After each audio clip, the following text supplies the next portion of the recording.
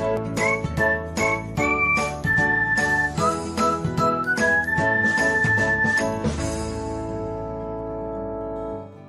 everyone, welcome back to another episode of Technologyglance. Today, in this video, I am going to guide you through how you can view restricted ID on Messenger. So, let's get started. Firstly, open Messenger app in your device. Then tap on three lines icon. Next, tap on settings. Then scroll until you find privacy and safety. Then tap on it.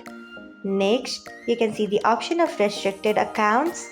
Tap on it. So, this is how you can see restricted accounts on Messenger. Thanks for watching. If you found this guide helpful, we would love it if you hit the thumbs up button below. We upload great new tech tutorials like this one every day. So, do not forget to subscribe to our channel and hit the bell icon so that you'll never miss another update.